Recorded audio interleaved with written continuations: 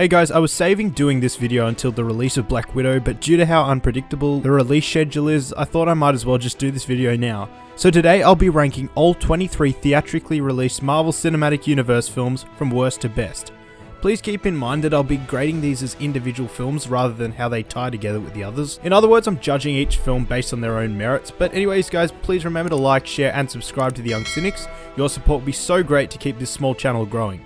On to the ranking. I think it should be prefaced that before we start, I don't think any of these films are straight up bad, but many of them are straight up bland, and Thor: The Dark World is very much that. The film gets bogged down so much in exposition while trying to be this Lord of the Rings style epic. There are a couple of neat set pieces like the escape from Asgard, and the final battle is cool in concept. However, the amount of time devoted to the boring human plot and the Thor-Natalie Portman love story is eye-rolling. The Dark Elves are one of the most forgettable villains, and without Loki, this film would suffer even more. This is the film that of course feels so separate from the MCU. Sometimes this can pay off exceptionally like Ragnarok or Guardians, however this film takes itself way too seriously. It's just an hour and a half of Edward Norton and Liv Tyler running around before the third act. The final battle is admittedly pretty good with Abomination, but unfortunately it is not enough to excuse the otherwise bland film.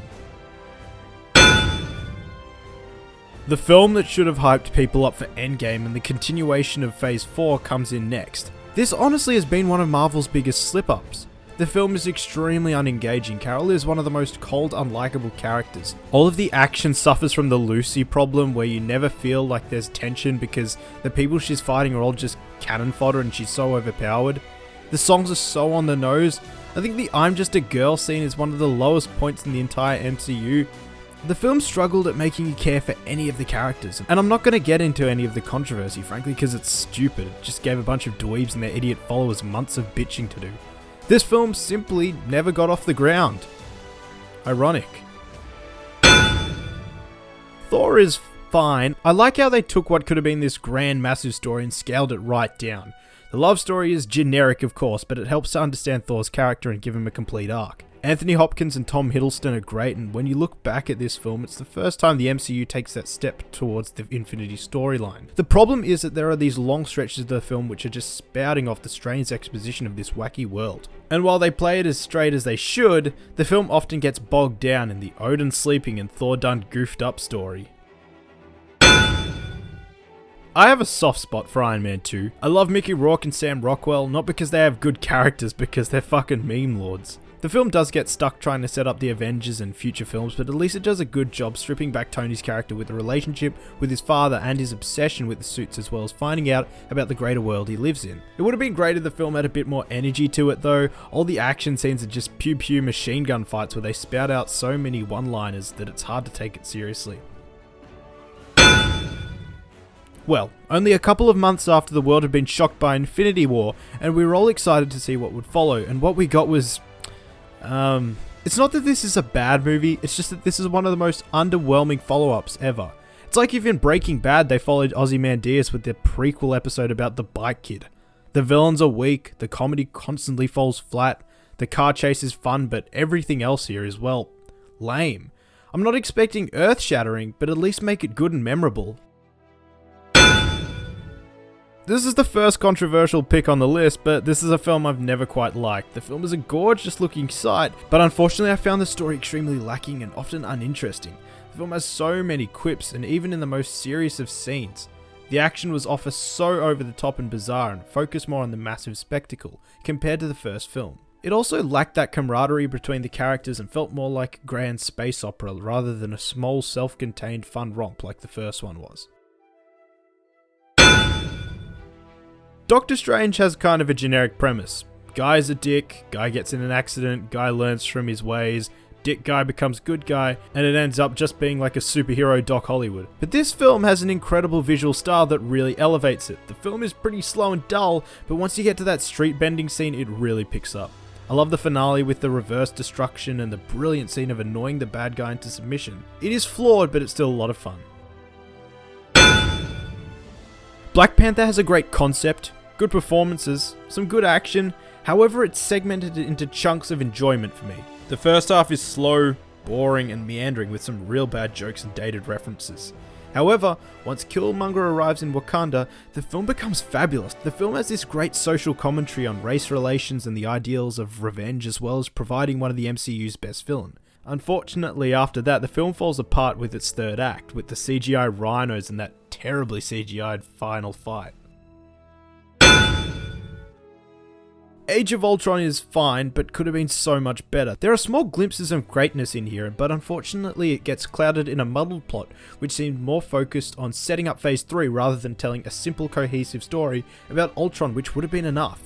The jokes and wisecracks become grating as well, as I've touched on before. They are fine in moderation, but after a while you wonder if the characters are taking the scene seriously, and it kind of pulls you out of the movie. The action scenes all blend together, however, that Hulkbuster fight is pretty great. Following up Endgame was always going to be hard, but if any character would be able to suit this, it was Spider-Man. And, well, Far From Home has a fantastic opening half an hour. I get some people are pissed that they made the blip a joke, but I think it was the right move to get things up and running in the MCU. Unfortunately though, when the first action scene rolls around, the movie starts to go downhill.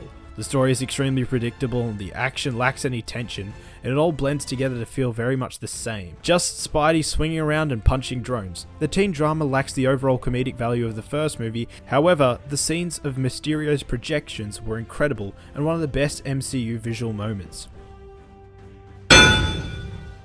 Ant-Man worked perfectly as a palate cleanser after Age of Ultron. It took a small self-contained story with plenty of great little touches such as Michael Pena's story times, and how the film perfectly utilised the wacky and ridiculous nature of Ant-Man's powers. The film had great comedic bits and a fantastic final battle. Paul Rudd, Evangeline Lilly and Michael Douglas were all great, and the film was a great watch, as well as having the best crossover in the entire franchise. I used to really not like Iron Man 3, but after a few rewatches, I've realised that this movie is actually kind of great. The film is more of a character piece on Tony Stark than an Iron Man blasting a people movie. I love how his greatest superpower truly is his intellect here. Every scene of him using his powers is done to save people, and it all feels so personal. Like, I compare the scene where he's saving the people falling out of the plane with that bit in Justice League where Superman saves the building of people. Here you actually see a tactical and tense scene where people are screaming and our hero is really up against it, rather than just saving some random people in a box where there's no tension. I like how it delves into themes of PTSD and moving on from the past, and gives a really satisfying ending to the Iron Man trilogy. So kicking off my top 10 is the first Captain America film. I have a soft spot for this one as it focuses so much on the character of Steve Rogers that you feel so sympathetic for him. The first half of this film is truly fantastic, seeing the world of the 1940s and New York and the process that this one guy is going through to make an effort for his country. Once he gets his powers, it does kind of turn into a generic superhero movie. However, the character stays the same and it has a great message to it, and one of the best movie endings of all time with that final line. It's heartbreaking. You gonna be okay? Yeah,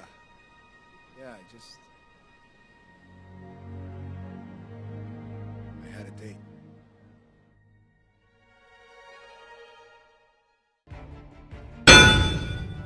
The film that started it all. Iron Man is such a great character piece.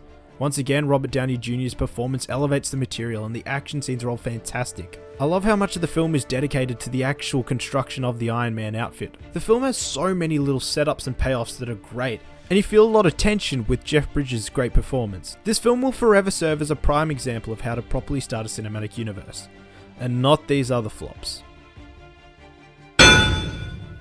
From the opener to the finisher, or at least what should have been. Endgame is more of a celebration of 11 years than its own film, but that's completely fine. The film has so much fun taking us on a journey back through the MCU. The payoffs that Cap and Iron Man get are great. The final battle, despite not leaping off the screen, is still impressive. However, the Thanos story does kind of get left behind in the grand scale of things, but the film is still a showcase for one of the greatest cinematic feats of all time. Ragnarok took one of the sore spots of the MCU, and in one film made Thor awesome.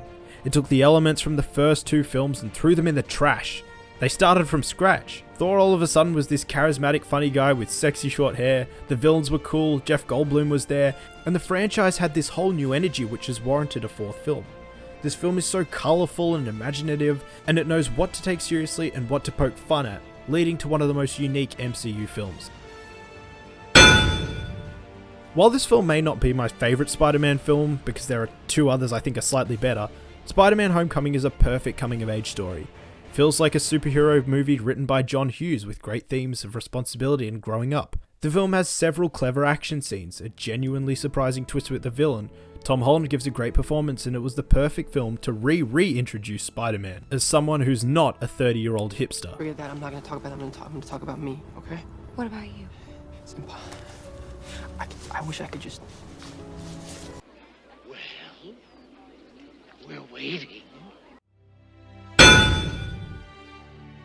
One of the biggest risks that Marvel ever took. This was the experiment to see if audiences would pay to see something with the Marvel name on it, regardless of what it was, and expand into the weird cosmic element of the MCU. And it paid off perfectly. The film has great comedy, fun, and exciting action, as well as a great ensemble of characters that were immediately likable and endearing. The villain might be a little weak, but when the rest of the movie is this strong, it really doesn't matter. After Age of Ultron, the MCU basically got to do a do-over of Avengers 2 with Civil War, and what we got was much better, a serious political thriller with superhero elements. Sure, the two don't always exactly collide together perfectly, but the film does throw plenty of twists and turns with incredible action set pieces in to ensure that the balance can be somewhat maintained. The airport fight and the final battle at the Hydra base are incredible emotional fights, as well as providing a perfect bookend on the Captain America trilogy. By 2014, the MCU had started to get kind of stale. They had become formulaic. But then along came the Russo brothers, who reinvented the MCU. They took what could have been a goofy concept of Captain America as a modern-day S.H.I.E.L.D. agent, but they created an incredible spy thriller with double crosses, disguises, and amazing action scenes. The film takes its time, starting with Cap adapting to modern life before being thrust into this greater story. Some of the film's more memorable moments are the smaller character bits, him and Fury in the elevator, the Smithsonian, or his talk with Natasha. This film has all of the ingredients for a great character-driven action film. Yes, it might be a surprise putting this at number 2, but still, Infinity War is incredible. This to me is the true culmination of the MCU, bringing all of the plot elements together masterfully. Thanos is one of the greatest superhero villains ever, the stories all thread together perfectly for the third act, and every action scene has this weight to it that is owed to the opening of the film. By establishing that major characters can die in the opening minutes, it puts you on the edge of your seat wondering what is going to happen next for the entire film. The film has one of the most shocking endings in cinema history, and it only just misses out on the number 1 spot to... This is one rare instant that I'd call an MCU film perfect, but that's exactly what The Avengers is. The film is perfectly paced, no scene goes on too long or is too short, the exposition is doled out in an interesting way, the characters have this incredible electric chemistry, the action builds up, they tease you giving you small action scenes, the Iron Man vs Thor fight in Germany, the helicarrier invasion, and then one of the greatest big battles of all time with that third act. This one shot may be one of my favourite moments in the MCU. The score is incredible, and Alan Silvestri's theme is the one MCU theme that has made it mainstream. It's emotional, riveting, action-packed, and the perfect summer blockbuster. And it's my number 1 MCU film. So thanks for watching, guys. Let me know what you thought and what your MCU rankings are. As always, please remember to like, share, and subscribe to The Young Cynics. And until next time, bye!